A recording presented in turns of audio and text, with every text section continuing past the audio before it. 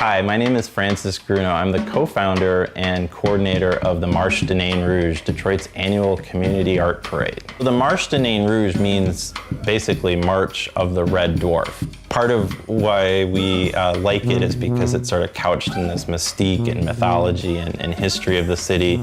And what's really intriguing about the Nain Rouge is we don't really know what it is. Is it this kind of hobgoblin gnome from like the French tradition? They call them lutins. We have in Detroit this kind of tradition of kind of more martial parades, meaning like, you know, you come to spectate. But there's this other tradition of sort of like, you know, where you are the parade.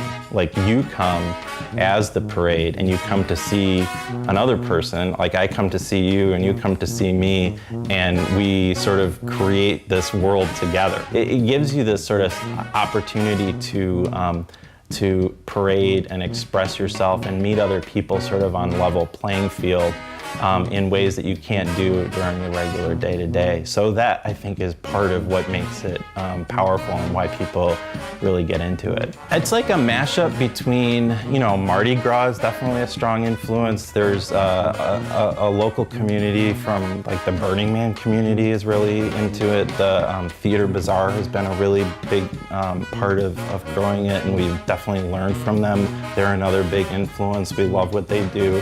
People really like the mystery, and they, you know, it's a cipher. It's not really sure. You can apply whatever you feel in the moment. From our first year at about 200 people, which was way more than we thought, every year it's grown, and some years more than others, but it's in its, this was its 7th year, and it was somewhere around 6,000, 6,500, something like that. So, you know, it's like word of mouth, but then social media has also been a really big part of it. The Facebook page has grown to about 6,000 or 7,000 people now.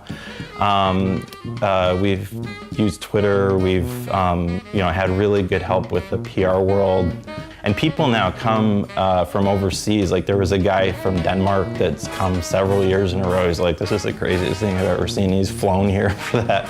So it's gone sort of like, you know, through these different channels of sort of kookiness and craziness, and people who sort of like respond to this kind of thing, this kind of festival. This is the Masonic Temple, and it's the biggest in the country. It's probably one of the biggest in the world, and it rises up a couple hundred feet straight up. And this is where we end the Marche du Nain Rouge, right on these steps. This past year it worked great, about 5,000 people in front.